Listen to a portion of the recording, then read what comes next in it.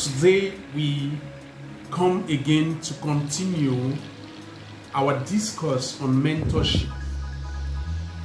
And in today's session, which is in continuation of what we already had in the previous video, we are going to talk about how to choose a mentor. Choosing a mentor can sometimes be a very difficult task than we may think. Remember, in our previous edition, we talked about mentorship, which made us to understand in greater detail what a mentor is and why we should have mentors. Because every successful person had a mentor. In today's edition, we're talking about how to choose a mentor. And in this discourse, I'm going to talk about 3 steps which are very important in choosing a mentor. The first step is defining your path and your goals. Actually, mentorship becomes useful in the mentee. A mentor is nothing without a mentee. You are not a mentor until there is a mentee, and you are not a mentee until there is a mentor. Therefore, the first person here is the mentee. Before you look for a mentor, the first thing you should understand is yourself, your path. Where do you want to go to in your professional life? It can be in your educational life, it can be whatever. You have to understand that. You have to define it, and you have to set your goals.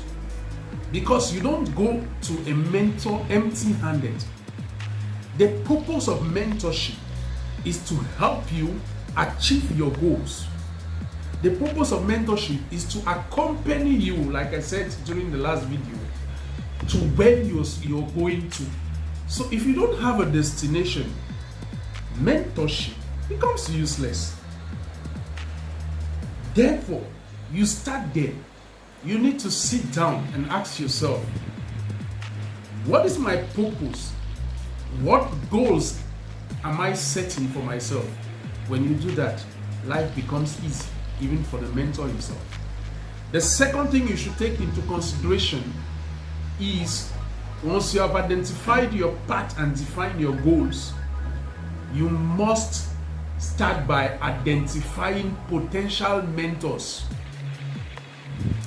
This is sometimes a very complicated step in choosing a mentor, because sometimes you may not be so exposed to know those who can mentor you in your line of activity or in your professional vision and goals.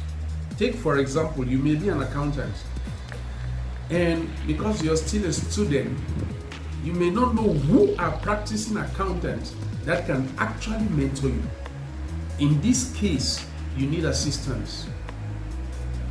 You need assistance from the elderly ones, your parents, etc., who can help you spot those individuals, those experienced people that can mentor you. Remember, in the last edition, I said a mentor must be someone more experienced than you.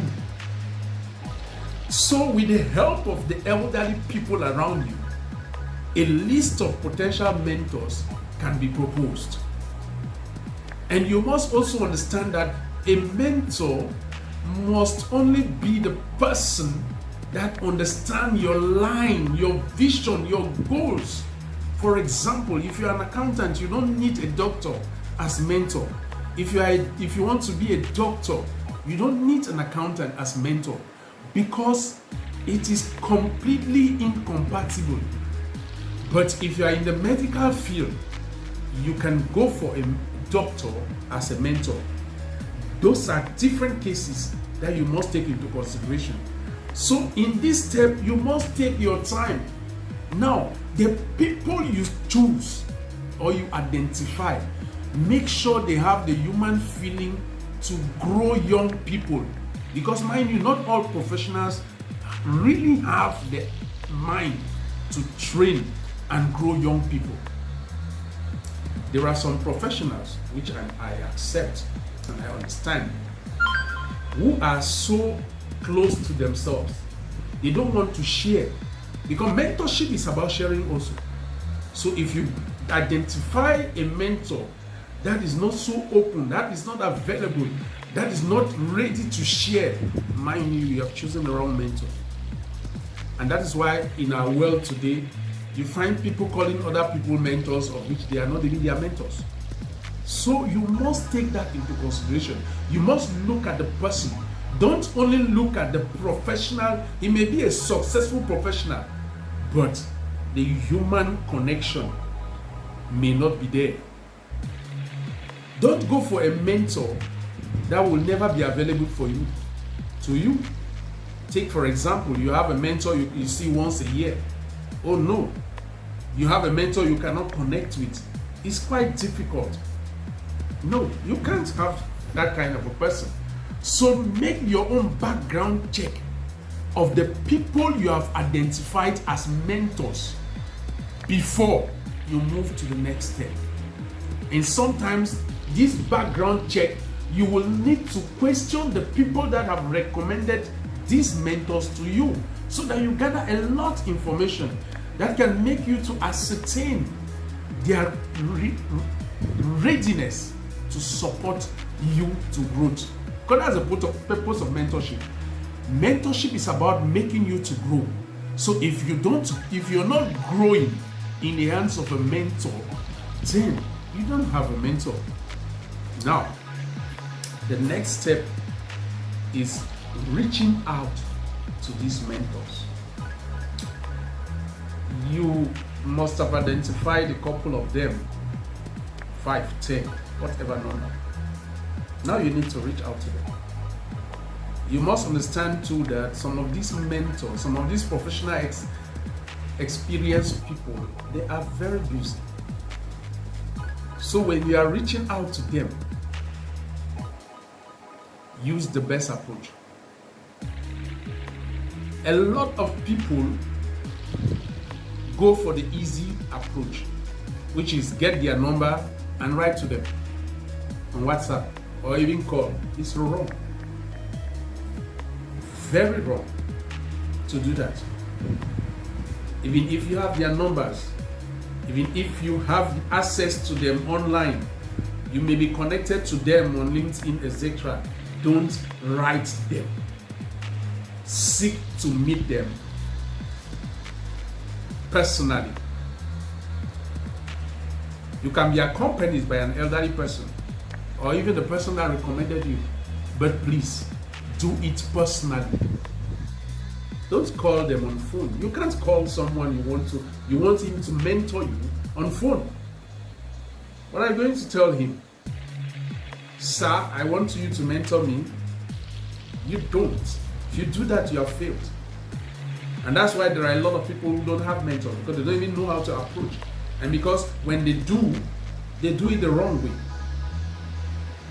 I said in the last step that you gather a lot of information about these people. So that information will permit you to know the best approach ever.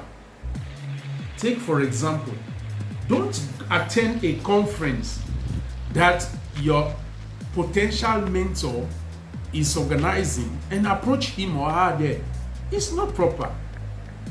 If you should do, it should be to get an appointment. It may take you days, it may take you months, but please get it done like that. You meet him in a conference, you meet him in wherever, in a public place, sir, please, I am this person. I've been longing to meet you, sir. Can you give me your availability? Don't even discuss. He may ask you, sir, what about? You say, I have a professional need and I want to put in front of you. Because mentorship is not a joking issue. Mentorship is even more than asking a woman hands in marriage. It is a mission. You want to confer a mission to somebody. It is not a job. It's not a job you're offering somebody. I say you can call on phone and say, I will do this. No. It's not a marriage proposal. This person is somebody that is supposed to be your father or your mother in the professional world. So you don't approach anyhow. And you don't think that it's just going to be a one-day issue. It can take you days before you reach a mentor. But you must be determined. Because you know what you will get at the end of the approach. So you have to be very careful. And the last thing I'll say in this discussion, when you're doing all this, choosing a mentor, you must also seek the assistance of the Almighty God. The Bible says, unless God builds, in vain builders build. In Him we live, in Him we move, and in Him we have our being.